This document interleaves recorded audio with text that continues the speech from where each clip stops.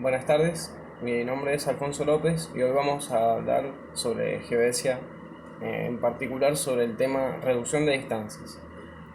Ah, Cuando hablamos de reducción de distancias, a lo que estamos haciendo referencia es a la reducción de una distancia medida entre dos topocentros sobre la superficie terrestre. Reducir esta distancia medida a una superficie de referencia, en este caso el elipsoide de revolución, buscando conocer el arco de geodésica que existe entre la proyección de esos dos topocentros sobre dicha superficie de referencia. Porque, como sabemos, o recordando, en el caso de no tenerlo presente, una geodésica es la curva sobre el elipsoide de menor distancia entre dos puntos que pertenecen a dicha superficie. La reducción de distancias se hace mediante cuatro procedimientos, entre los cuales podemos nombrar la reducción a pendiente del terreno, que es de la que vamos a hablar a continuación, la reducción al horizonte, reducción a nivel medio del mar y por último el paso de la cuerda al arco de geodésica. Bien, hablando ya concretamente de la reducción a pendiente del terreno, es una reducción que va a ser necesaria realizar cuando, al medir una distancia, la altura del aparato o estación no es igual a la altura de la señal, de modo que la distancia leída resulta ser distinta a la distancia real. Esto puede darse o porque no se tuvo en cuenta regular los aparatos al momento de medir para que la señal tenga la misma altura del instrumento, o porque habiendo tenido en cuenta este detalle, un obstáculo impida que se concrete. Acá observamos una situación a modo de ejemplo en la que un obstáculo impide que la distancia que se lea en una condición igual de altitud de la estación como de la señal. Por lo tanto, vamos a leer una distancia a una altura de señal que es distinta de la altura del instrumento, como se observa acá. Esto que nos va a producir que la distancia leída es diferente de la distancia real entre los dos topocentros A y B. Bueno, acá en este gráfico se visualizan los elementos que van a intervenir en dicha reducción, en los cuales tenemos el topocentro A y el topocentro B. En el topocentro A está el instrumento, altura de instrumento, y en el topocentro B la señal con su altura indicada como S. La vertical de A y la vertical de B. Y bueno, acá lo que se observa son las distancias cenitales que van a intervenir. Cuando nosotros hacemos la lectura a la señal S, vamos a tener una distancia cenital Z, a la cual después vamos a corregir aplicándole la corrección C, y vamos a obtener una distancia cenital corregida, que es la distancia cenital que corresponde con la distancia real.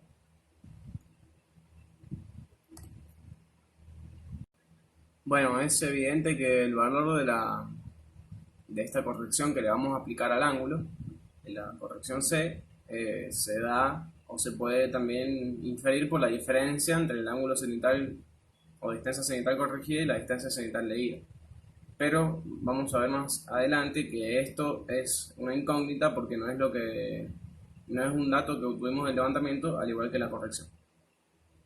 Otra cosa que se puede observar en el dibujo es que la reducción que vamos a aplicar es muy pequeña, debido a que la diferencia de alturas entre la señal y el instrumento es de unos pocos centímetros frente a las distancias que estamos midiendo, que pueden ser de metros o incluso kilómetros. También podemos observar en primera instancia de este dibujo que la distancia cenital leída va a ser muy parecida en valores angulares a la distancia cenital corregida. Este es un fenómeno que se acrecenta a medida que la distancia entre los puntos aumenta. Bien, aplicando entonces el teorema del seno sobre los triángulos que se nos van a formar acá, la diferencia entre la altura de estación y la altura de señal es S y altura de estación es I, sobre el seno de la corrección es igual a la distancia leída sobre el seno de 180 menos la distancia cenital corregida, que en este caso vale aclarar que el seno de 180 menos la distancia cenital corregida es igual al seno de la distancia cenital corregida directamente.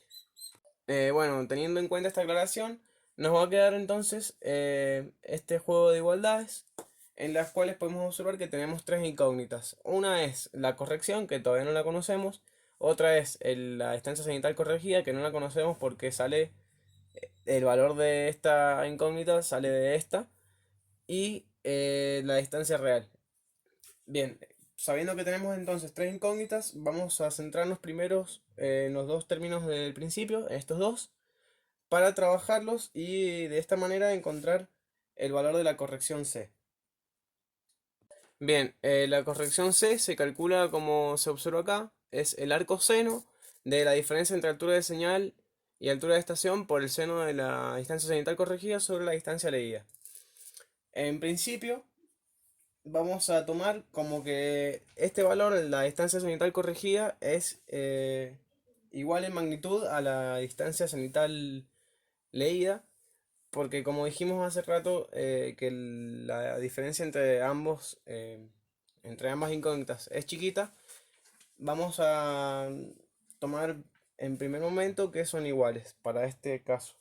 ¿Por qué? Porque lo que vamos a estar resolviendo son iteraciones.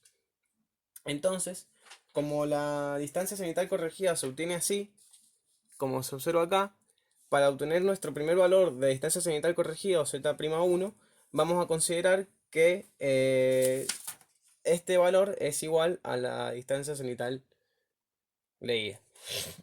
Siendo así, vamos a obtener entonces un primer valor de C1, que lo vamos a usar para calcular el primer valor de Z1, como mencioné anteriormente.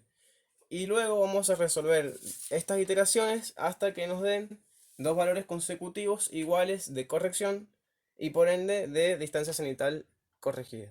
Bien, una vez obtenida la distancia cenital corregida y la corrección C, podemos proceder entonces a calcular la distancia real, despejando de las dos igualdades que habíamos tenido en un principio.